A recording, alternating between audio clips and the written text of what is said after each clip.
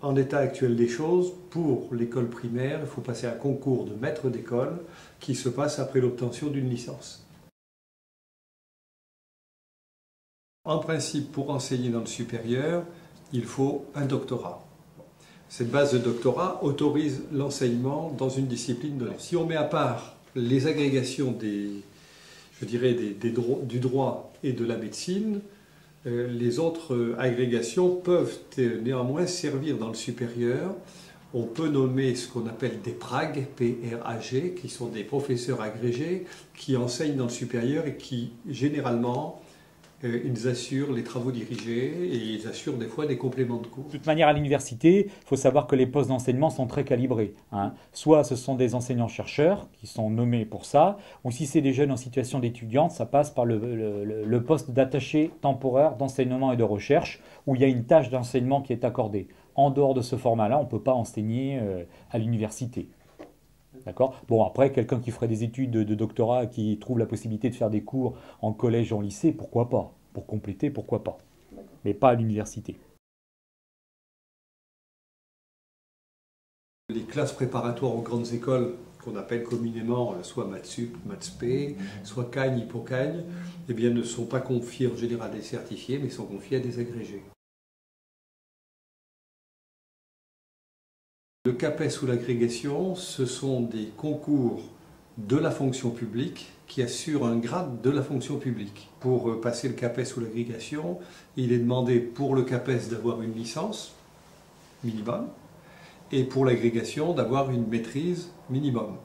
On passe le concours du CAPES ou de l'agrégation. Bon, si on est reçu, on part pendant 1 an en stage.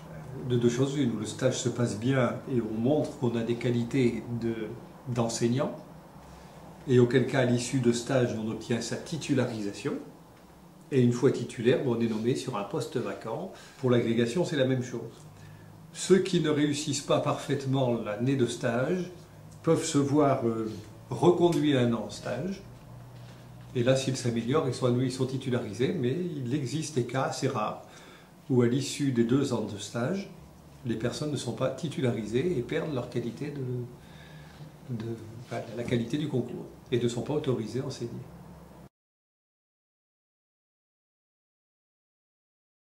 Alors la différence, si on regarde au niveau du travail, elle se situe surtout en nombre d'heures de cours. L'agrégé doit 15 heures de cours, le certifié en doit 18.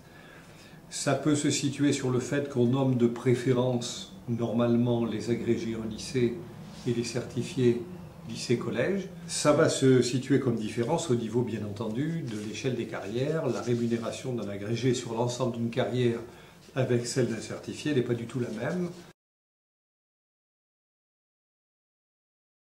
Pour être maître de conférence, donc déjà il faut être titulaire d'une thèse de doctorat, et puis après vous passez dans une commission qui est le Conseil national des universités, qui juge si vous êtes apte ou pas à être sur la liste des futurs maîtres de conférence. Donc généralement c'est une formalité par rapport au diplôme de thèse passé, au doctorat passé. Après ce qui compte c'est de se présenter aux entretiens et à l'ouverture des postes de maître de conférence dans telle ou telle université. Donc là, en effet, vous devez exposer lors de ces commissions auprès d'enseignants-chercheurs de cette université, vous devez exposer vos travaux de recherche et ce que vous avez fait sous le plan de l'enseignement pour postuler à ces postes de maître de conférence. Alors, professeur des universités, il faut d'abord avoir le statut de maître de conférence, avoir été entre-temps aussi certainement HDR, habilité à diriger des recherches, d'accord, et donc avoir encadré des jeunes docteurs. Et après, dans l'évolution, en fonction des publications, du nombre de publications annuelles, on peut postuler aux professeurs des universités.